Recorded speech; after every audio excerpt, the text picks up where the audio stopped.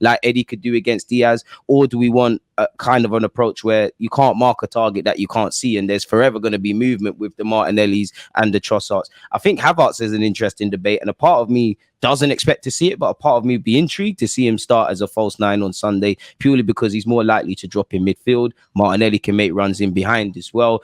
I'm happy I'm not Arteta in that regard. I'd say the one thing that I could rule out, not that I'm the manager or whatever, is Balogun, because the man's injured. I don't think your hold-up play, and that is to Eddie Nketiah standard, even though I think you're a better player in theory. I just don't think Balogun will be the guy for that, really. Where are you at with Balogun? Do you still... I'm going to ask you this all the time until the market's done. Is it a thing now where you still want him? Not that you wanted him gone, but if he wants to leave, I think we're of the belief that we'd sell him. Would you keep him around? Because this is where people get their opportunities, essentially. Yeah, I don't know. I really don't know with Balogun. I honestly can't read it, because I think there's a part of me that goes, I think he's different to Eddie on a character sense, and I think I've said this, I might have said this before in here, but if you look at the way they handled their international allegiances, Eddie's still not decided. Yeah, you did say this. You said this in the last stream. You alluded to this. You're right. So Eddie's not chosen, and Balogun basically went, "You pick me or I go." And I think it's essentially the same thing happening at England, and now that could work out for him and at Arsenal. Sorry, and that could work out for him, or it might not. I don't know. But I saw someone say something the other day, and I think I'm not necessarily sure I agree with it, but I think it's an interesting conundrum. There was some rumours that Balogun was saying that he wants Arsenal to basically drop their price tag. He thinks he's being overvalued. But then I'm like, okay, so if you think you're like a £40 million, £50 million striker, show us then. If you think you're that good, like wrong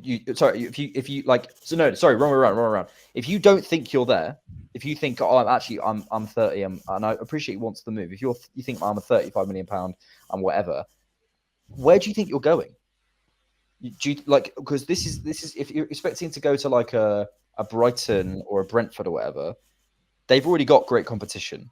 They've got, Evan Ferguson. They've got Joao Pedro. You're going to struggle ahead of Ivan. I can tell you for free, Ivan Toney's playing ahead of you, Balogun, every day of the week until further notice.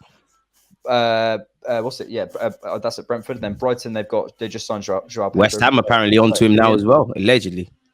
So I'm sort of like, okay, so you don't. I appreciate there's a level where you're like trying to pressure the club into getting you a move. That makes sense, and I understand that.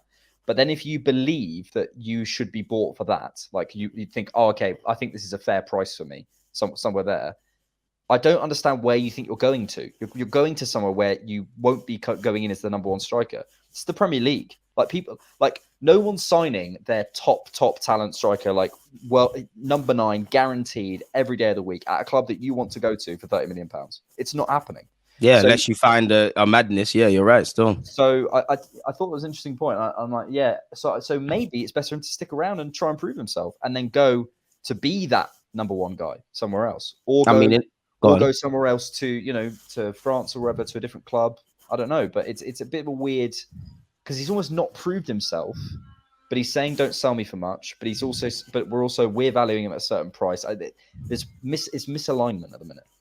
I personally think that's just him and his agent. Naturally, I do think Arsenal are right to want top dollar. If we was trying to buy Balogun off the season he had, we'd probably pay more than the 35 to 50 million. I think it's just a case of what we're going to see with a lot of moves, whether that's Kane, whether that was Declan Rice, and that transfer, which for us it happened but would have persisted. I think that's just designed to pressure the club to let the man leave, and I think that's to do with his agents and probably indirect talks with clubs. Really, I don't think Balogun sat there and said drop my price tag. I think he's doing things on behalf of his agent because it's a bit of game playing. I personally think Balogun wants clarity over his future, but I also disagree with that because I think he kind of wants to be told something he's not.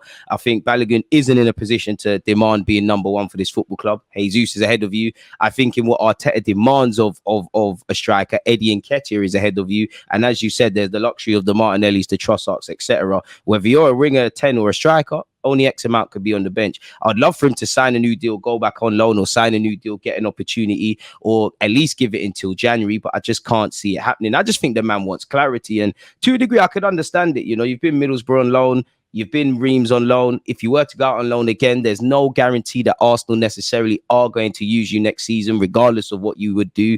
There's no guarantee that Arsenal are not going to bring in a striker this time next year or whatever. So I understand it with Balogun. I just think the man wants stability. I think he wants stability. I think he's been enticed by playing on a regular basis. But I do think, and I don't know, just based on how he carries on social media and definitely the fans, I think there needs to be a reality check. I think you're not quite at the level you're projected to be. As you said, two truths can be in the same realm. I hold him in the highest regard. I think the ceiling's high and all of that. But in an Arteta system, it's not just about goals. It's about all the others. And in the little minutes and pieces he had in pre-season, he looked overawed. So I think you're at the right stage of your development, but you are behind. And it kind of comes down to being patient. And in a nice way, I think his patience levels is quite good, because a lot of these young players will sit around and not play, like with Eddie. I think the man's developed hell of a lot since he's actually returned from his Leeds spell over at Leeds under Mikel Arteta.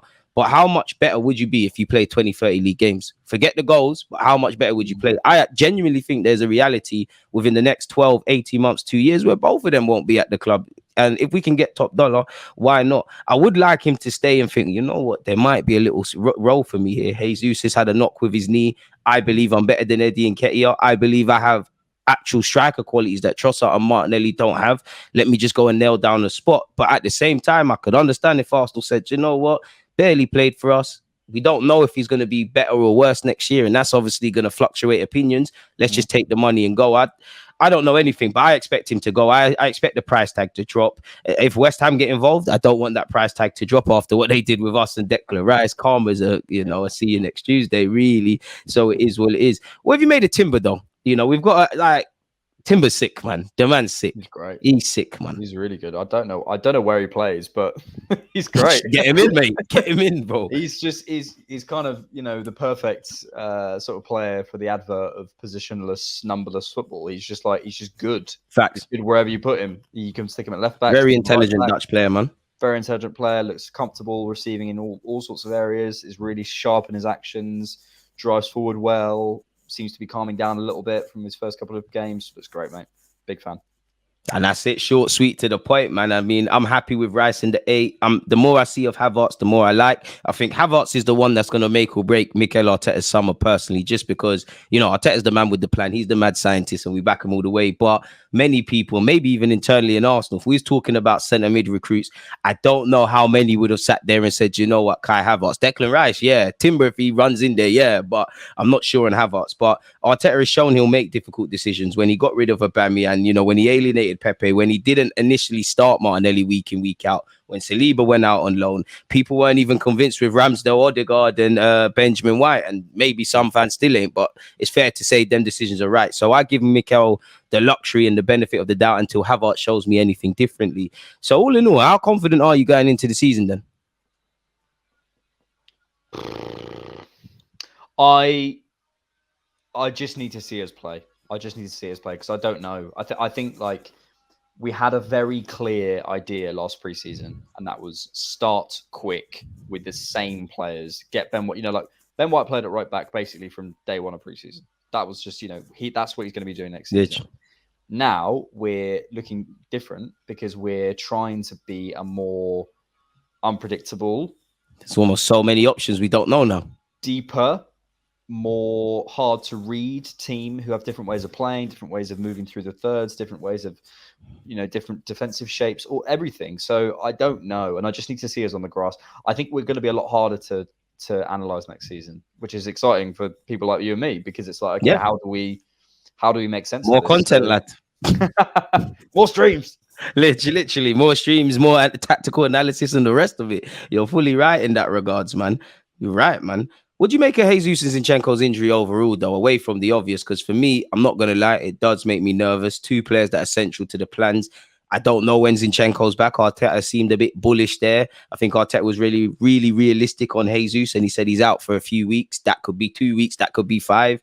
Obviously, he's not quite of the same caliber, But even someone like Reece Nelson, he's had a little knock. It kind of sucks to be going into the season with a couple of players having knocks. And, you know, even Declan Rice, he missed out on one of the games. Did he play? I think he played against Barca. I can't remember, but one of the games, no, he didn't, did he? He had a calf knock. He's had a calf knock. And I think it's harsh, isn't it? You know, we've had Saliba and Tomiyasu back, projected quicker than usual and been part of preseason, and we've had them gone. And I am a bit nervous about no Jesus and Zinchenko just because of what Arteta demands of them. But as you kind of alluded to, you've kind of put my concerns to a bit to ease, because Arteta is flirting with different options.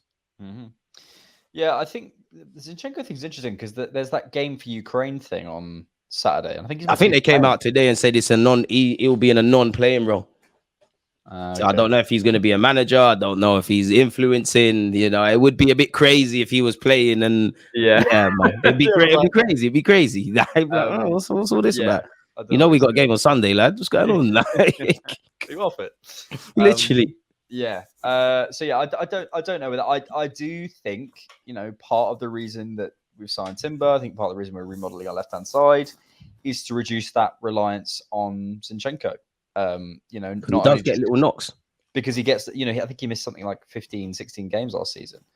It's a lot of games for someone you want to be relying on. And I've said this in a recent video. I think Kibior's an option now. I think he'll develop. Done well in preseason.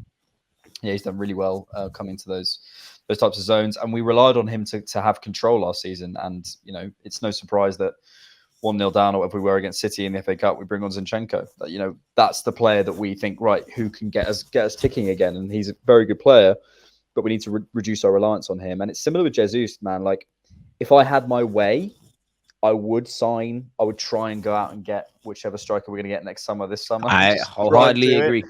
Because I just think it's like, why, if we know who it is and if we have the money, which again, that probably is the stumbling block, let's just do it. But Jesus, you know, again, is someone who gets knocks, gets little niggles, gets little strains, pulls. 2 knee knocks now. Yep. And I think this has come from his last one. Yeah, the operation thing, yeah. You know, it's, yes, okay, you get a knee injury, but it's, what does that mean? You know, as I'm sure everyone knows in their life, you get a hamstring problem, and then that causes you a thigh problem, and then your thigh problem causes you a hip bones connected to. And suddenly you've missed X amount of games, and you're not quite what you used to be, man. But Jesus is all right in that regard. Exclusivity. So yeah, it's hard to say. I think we have enough options to get through the season. I would love that Osimhen, wherever it is, but that real goal getter number 9, man. The dream is free. The hustle sold separately. Listen, we got 80 odd goals last year.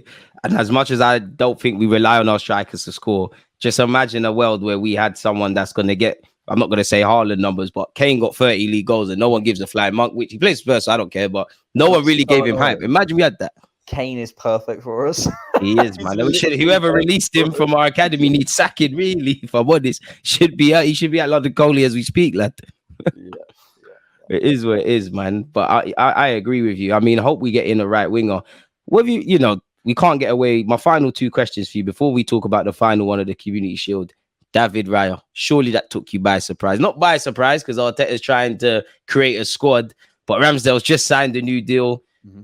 Yeah, man. I mean, we did try and get him. You can see why he ties into our system. You can see the similarities. I think they're quite similar, really, especially in terms of competition. Definitely where Matt Turner and Ramsdale were concerned, it's a lot closer. I think the one thing I would give David Raya that he has in abundance over Ramsdale is that level of focus. As much as I'm a big fan of Ramsdale, I think he's got ADHD. He is prone to some mad stuff sometimes. I still love him, but he's prone to some mad stuff, and it scares me at times. Yeah, I think the Raya thing. Yeah, I'm